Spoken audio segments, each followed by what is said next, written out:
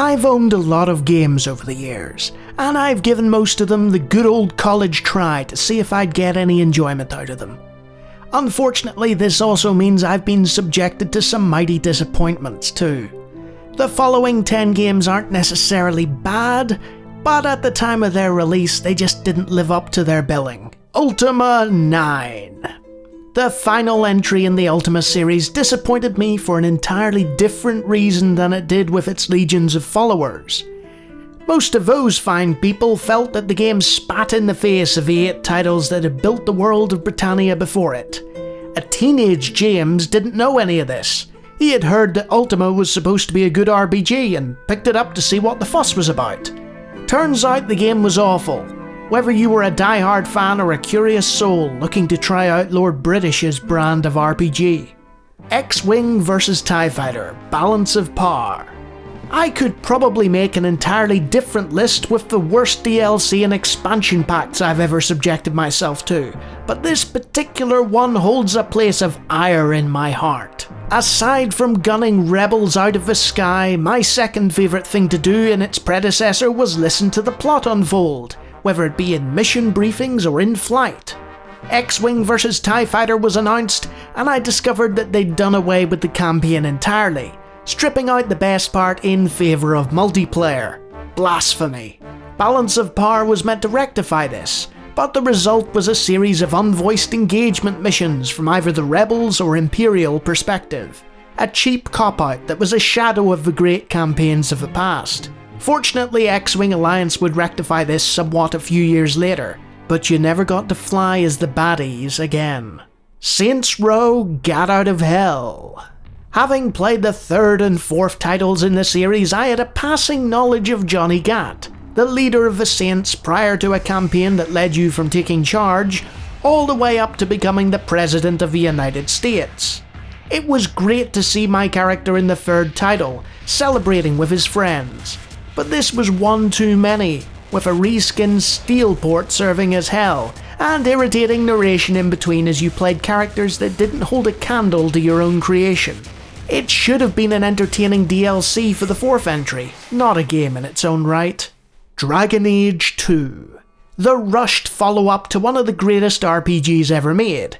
Instead of carrying on as the Warden, you're given the role of Hawk. Characterization is excellent, and the story is much more personal than the previous entry. It's everything else that's the problem. Consoleized combat and the most repetitive gaming environments in a long time. Dragon Age 2 deserved at least another year of development time to come anywhere close to its predecessor. Sadly, we'll never know what could have been, though judging from the DLC I doubt that even with the extra time they'd have come close to the glory days.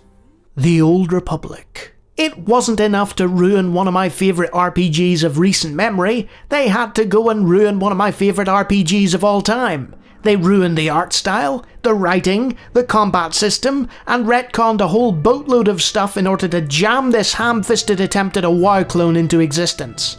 Thanks, EA. I bought it on the first day, suffered through the terrible launcher, the balance issues, the poor progression speed, and the MMO grind, all for nothing. Thank goodness it was the last thing of Bioware's that EA would damage beyond Mass Effect 3. Yep, a 3rd Bioware title. If you were to sit down and play the complete edition of Mass Effect 3 in 2020 after playing the previous 2, you'd have a great time. The combat peaked with this title, even if the RPG elements took even more of a backseat. Sure, the story wasn't quite as good as the previous 2 titles thanks to the departure of the head writer, and the attempt to finish what he started kind of undid a lot of Shepard's previous choices. But it was still pretty good, especially with the hindsight of everything that has come since in the gaming industry. But back in the day, it was released exclusively on Origin. It didn't have the DLC that tried to fix the botched ending, or the excellent Citadel DLC. It did have Day 1 DLC that should have been in the game in the first place. It did have a metric ton of additional DLC sold piecemeal, so much so that it has its own Wikipedia entry. It also had a war room with a stupid readiness meter tied to the multiplayer portion of the game. The most damning thing about it all though, it was finally released this year on Steam, and after waiting 8 years, what did consumers discover? the DLC is still being sold separately at the same price as the game itself. Hooray for modern gaming industry practices! Age of Empires 3. Like many titles on this list, Age of Empires 3 isn't a particularly bad game. The problem it faced is that it came after Age of Empires 2, possibly the greatest RTS the genre has ever seen. Instead of pushing the envelope even further, it was just alright. It wasn't mind-blowing, it wasn't terrible, it was just okay. And that combined with solid graphics and good presentation was enough to sell well. If this had been any other RTS, the campaign and gameplay would have been just fine. But this was Age of Empires, a series whose first entry had been considered one of the greatest games in its genre, and the second, well, it's still considered one of the greatest ever in any genre.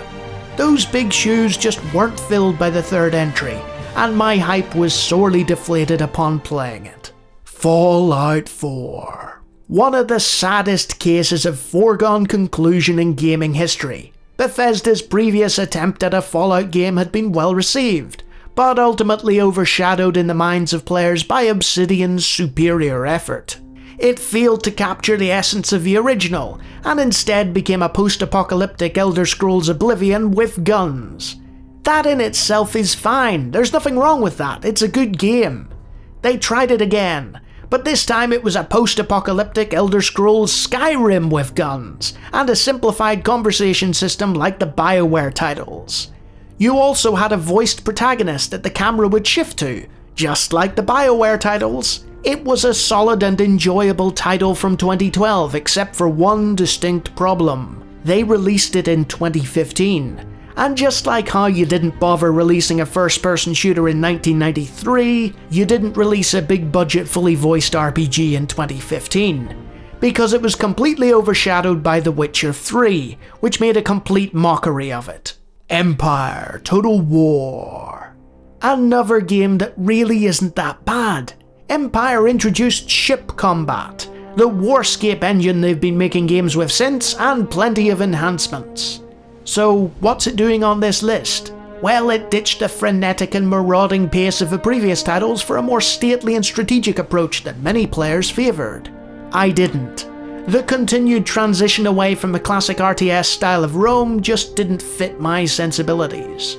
In addition to this, it was the buggiest Total War release thus far, constantly crashing and playing havoc with my already beleaguered processor. These days it's probably an enjoyable title, but every time I play a more modern creative assembly game, I just wish I was back playing Rome. Might and Magic 9. Remember how I started this list with Ultima IX, and talked about how long-term fans of a series were disappointed? Well, this is my Ultima IX. With Might and Magic 8 already disappointing me somewhat by basically being a reskin of 7 but not as good and with only one character to create, 9 quite simply should never have come out. Might and Magic 9 is an alpha of what could have been the last game in the series had 3DO's financial problems not bankrupted them. It's fully 3D on a brand new engine, and it's terrible! A sad whimper of an ending for a company that produced some of the best party-based RPGs ever created. And just like Fallout 4, 2002 was a bad year to release a fully 3D RPG. You see, Morrowind would come out less than 2 months after this, and if 3DO's bankruptcy hadn't put paid to the series, the third Elder Scrolls title certainly would.